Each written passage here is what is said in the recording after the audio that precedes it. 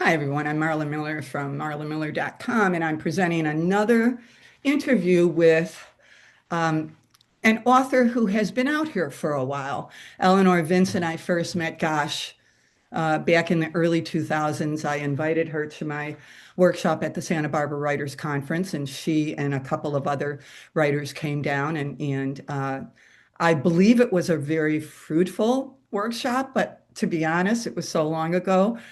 I was chatting with her before I started recording. That was a long time ago, but I remembered her, and fortunately, she remembered me. At that time, Eleanor was a brand new author, even though she wasn't brand new to writing. She's going to tell you her story. And the memoir that she was promoting back then was a memoir about her daughter, who tragically had died in I believe it was a swimming accident. The memoir that she's going to talk about that just was released and already has gotten an award is called and dis Eleanor Disconnected. Correct. Disconnected Portrait of a Neurodivergent Marriage. Marriage. I mean, this is fascinating. No wonder why you're getting attention with this book. Welcome, Eleanor Vincent, to 21st Century Authors and Book Creators, um, talking with Marla Miller. I got that wrong. I've played with this title because you're only the third person that I've interviewed. Um, and it's 21st Century Authors and Content Creators talking to Marla Miller. I added content creators because I have fallen in love with content creators. They are Okay. just brilliant people. And so I welcome you to this podcast that I hope, as I said to you before we started recording, I hope it has legs. Welcome, Eleanor. Thank you so much, Marla. So Delighted. tell me, first of all, I want to talk about your book. Would you hold it up for the audience? Sure. Thank you. Disconnected. Portrait of a Neurodivergent Marriage. So I have some interest in this, and I had connected with Eleanor. We're on each other's mailing list, but when I saw the title and you had given a bit of an excerpt somewhere, I went, oh, I know something about neurodivergent. And I wrote a novel, Sweet Spot Now and Then, that really does profile a neurodivergent marriage, though I never, identified it as that. In my opinion, that's who he was, and that's who I was, married to him, kind of like lost in the dark. I kind of didn't know because back then we didn't know neurodivergent. The spectrum was not something that we talked about, but boy, are we talking about it now. So tell us your story, Eleanor, please. Well, it's interesting that you said that during that marriage that you wrote about, you felt like you were in the dark because I also felt like I was in the dark. And I think that is the case for many, many women who marry autistic men who are high masking, which means they're very, very good at covering up their autism, especially during courtship. And that was what happened with me. Um, I knew he was quirky, but he was super intelligent and he Yes. read constantly. And we had the best sort of intellectual discussions. And during our courtship, he couldn't do enough for me. I mean, he was like Sir Galahad, Was opened he? every door, carried every bag, bought me beautiful jewelry, took me on trips. I mean, it was just over the moon. And what woman in her late 60s wouldn't fall for that? No one So I know. I did and ended up marrying him when I was 71 years old. Really? And what happened 3 months after we were married is COVID. Oh, so you were confined together. Correct. Oh, all right, go on. And so, of course, he couldn't Yeah, mask. yeah, Masking is sure, exhausting. sure. He was using all his masking energy at work. But as soon as it was clear that he wasn't going to be going to work anymore and he was locked down with me 24/7, a whole different side came out. Yeah. And it was really upsetting. I felt like I didn't know the man I was married to. You probably didn't. No, I didn't. And so I had already started writing the book before we were married. I was writing about a late in life romance. Oh, really? Yes, of two opposite Oh, sure. personality types, Okay. the tech nerd and the artist, and Gotcha. how different we were, but how somehow it worked for us. Because in the beginning, it did. Yeah. I was having a lot of fun. So I had started a book that I was at the time calling Better Late, which was kind of a Nora Ephron style, aren't we cute, quirky people, and isn't this funny? The funny misunderstandings we have. Yeah. Once COVID happened and the lockdown happened, and it became clear to me that it was way more than that, the book started to change Yeah. because the reality had changed. So during COVID, I was on in a Zoom workshop, an advanced craft class with a woman named Elizabeth Stark, who is a I know wonderful, her. Yeah. yeah, she's wonderful. And that saved my sanity. And so week by week, I was writing more and more and getting feedback from the people in that group and benefiting from Elizabeth's feedback as I went. Yeah. And before this even happened, I had submitted a proposal for a book of essays about resilient aging to a press called Vine Leaves. Hmm. And they're based in Athens, Greece. But they publish a lot of memoir. They publish collections. They're one of the few small presses that publishes essay collections. And I thought, well, I have a chance with a collection with Vine Leaves. So I had submitted this collection to them, and And they the sent me collection was about Resilient Aging. and collecting from authors who could write No, about no, it it. was my writing, Oh, so it was a collection of chapters my by essay, you. Okay. my essays Okay. about growing older and the various aspects of that and how to approach Gotcha. it in a positive manner. I was writing a column for the community paper where I live, Hmm. Rossmore. I was writing Uh-huh. for the Rossmore News, a column called The Bright Side. So I took a number of those columns and adapted them into essays. I've done that too. Yeah. And Vine Leaves wrote me an editorial letter and said, we love the voice. We love a lot of the subject matter, but what we're really interested in is your late in life Yeah. relationship. Can you give us something that's more cohesive? And because I already had this memoir going, I wrote them back and said, yes, I can. And so I immediately began working very seriously on Hmm. this memoir and moving ahead pretty quickly. So the whole thing, once Vine Leaves got involved, the whole thing was drafted in about a year and a half. Wow. And were you still living with your husband at the time? Oh, yeah. Wow. Oh, yeah. And I was reading him chapters as I wrote them. Is that right? Oh, yeah. That's fascinating. Yeah. What was his, I think his attitude was, well, that's how you see it. I don't necessarily see it that okay, way. got But it. he was flattered to be sort of the major The character, star of a book. correct. And he sort of his attitude on almost everything was, well, that's your life and this is my life. Yeah. The two just kind of barely intersect. Yeah. Pretty soon we were more like friendly roommates than a married Gotcha. couple. If I can So, just throw in down right now, my protagonist in Sweet Spot Now and Then is married to a man named Norman Robinson, who also was a tech guy. And my understanding is that you're going to find a lot of neurodivergent people who go into tech. I have a client right now who is writing a novel, and he's neurodivergent and he's selling it through that prism. And so I've been able to really study his thinking, mhm. and it's fascinating and quite disconnected, you know. Well, that's the book title. Yeah, and he's okay with that because he wants to show the world the thinking of a neurodivergent Uh-huh. in fiction form. So we'll see how that flies, but maybe it's a caution to people who are attracted to tech types. There might be an underbelly, but anyway, it sounds like a fascinating memoir, and I know that you're selling it well. Um, Talk to me, if you would, though, about before this memoir and before your first memoir that you wrote in 2004, thereabouts. Your path to the writing life. I know that you've been in it for a long time, but talk to our listeners about in what form that you were in it and then how you shifted. I just think those are interesting stories.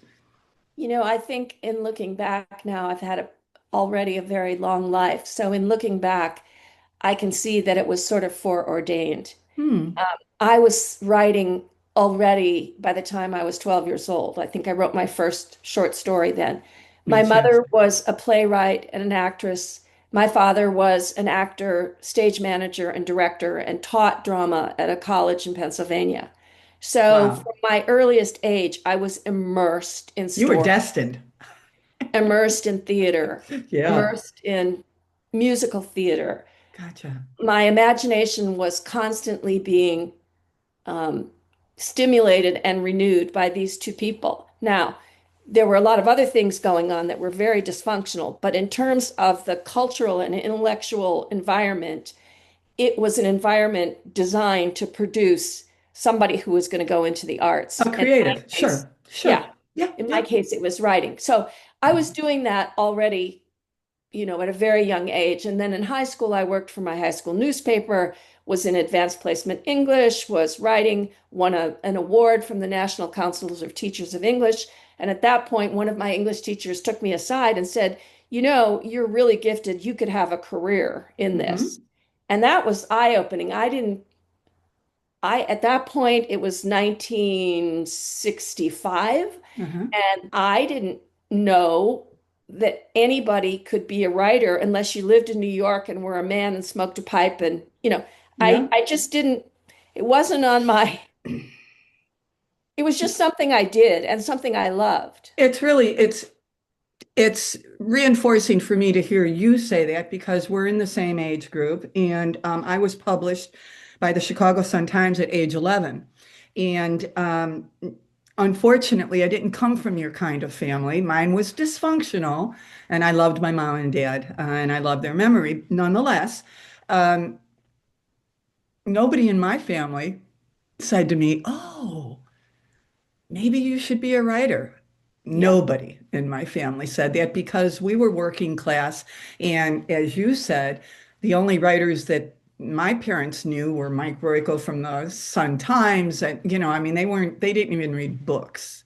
right. So for me to have even thought about going to college for writing I never even considered it. That's why I became a nurse, because I knew I could do that, right? And so, but you came from this incredibly talented family. And so I know that you've been writing your whole adult life, but tell us a little bit about the kind of writing that you had to do in order to pay the bills. Yeah, well, I saw myself as more of a practical writer Yeah. and less of a creative writer. And so I went into journalism because that was the path that I could see for myself. Yeah. And I went to graduate school at the University of Minnesota, never got a master's degree from there, but got some very good writing instruction and went to work for the Minnesota Daily, which is a very well-respected campus newspaper there, and Mhm. wound up as the associate managing editor. So I really took to journalism. Mhm. And that's where I learned that it's possible to sit yourself down and produce 800 to 2,000 words in the space of an hour and a half to 2 hours. Mhm. And I took that skill and then went to work for several different newspapers. Okay. Um, and then ultimately, as time marched on and I had two children to support, Yeah. I transitioned into corporate work when I was in my early 30s because I Mhm. needed to have a means of supporting myself and my children. Pay bills. Exactly. And journalism wasn't, unless I was going to go to work for a major newspaper like the Washington Correct. Post or the New York Times, I wasn't going to make enough money to survive in the Bay Area with two kids. So I went to work for the phone company. And Mhm. I've always kind of laughed about that because Anne Lamott in one of her first books talks about how her most dreaded fantasy was of having to go to work for the phone company. So she took a Pays the different bills. path, Yeah, obviously.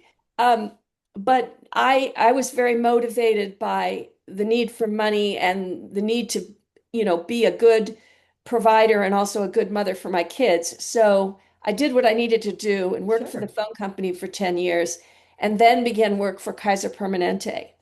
And that work was always involving writing Mhm. or communications in some form. So I had a 30-year corporate career, but at the same time, I was writing essays, short stories, poetry, and decided in my 40s that I ought to go get a Master of Fine Arts because Mhm. I knew I wasn't going to work in corporations forever, or at least I hoped I wasn't.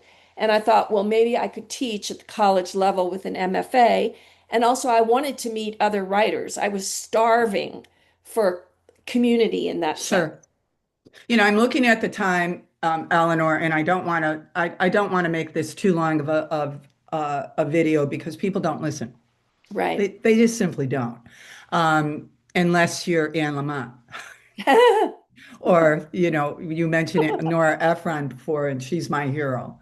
And Nora started out in the mailroom, and she never thought that she started out in the mailroom when women stayed in the mailroom. Right. The men got to go up. That was their entry level, not the women. And so she's told, Right. I'm sure you've read a lot of her essays about that time in her life. And I think a lot of us who are in this age group, we have come to the writing life because we always wanted to be in the writing life, but we never thought that we could make a living in the writing life. And so then we took other avenues. But writing was always, for me, it was always paramount. I mean, it's what I did in my nursing career. I wrote a lot. And you wrote, and before you could get back to writing what you really wanted to write, which is creative writing. Correct. And you have certainly done that in the last 15 years. And so I'd like you to hold up your book one more time, because if people are interested in Disconnected, the tell me the portrait of a neurodivergent marriage. I think there are people out there who would benefit from this. And it's not to say that it will help them in their neurodivergent marriage, but maybe it will help them cope. Oh, Maybe it will help them absolutely. feel That's less why I wrote alone. it because Yeah, I was looking for just such a book when I was so puzzled and exactly. so much in the dark, and I couldn't find one written from the point of view of a layperson Hmm. going through the process of discovery and trying to figure out how to cope. Hmm. So I wrote the book that I needed, Yeah, and I found books by very well qualified psychologists that were sure. helpful, but nothing from the point of view of a real person actually having this Yeah, experience. yeah. So I wrote it for that reason because I wanted to help others. And it's my contention that this book would help anyone in a relationship. It doesn't have to be a neurodivergent relationship because we all mask. Everybody does, whether they're neurodivergent or not. I've always said we have our public life and we have our private life with our family, and then we have our life that nobody knows about, and Right, that's inside our heads. right. And so I think that there's, you know, power in what you say. Marriage is tough, whether you're married to a neurodivergent or not. It's a tough proposition, and it can be fabulously rewarding. Um, but it has its moments. And I would suggest that anyone who is, especially I think more midlife and on, because this is when marriages start breaking down, frankly. Right, The right. divorce rate skyrockets, et cetera, et cetera. So for those of you who are listening to this interview, and I hope that many will, I would check out Eleanor Vincent's memoir about a neurodivergent marriage that unfortunately ended, but you've learned so much. Oh, I And certainly have. and you offer so much information in your book. I really thank you for coming on the show. I appreciate it, and we'll be circulating it, and I hope that you will too. Great. Thank you so much, Marla. Absolutely. For those of you who are interested, one last thing. I'm looking for interviews. So if you're interested and this appeals to you, let me know. Toodles.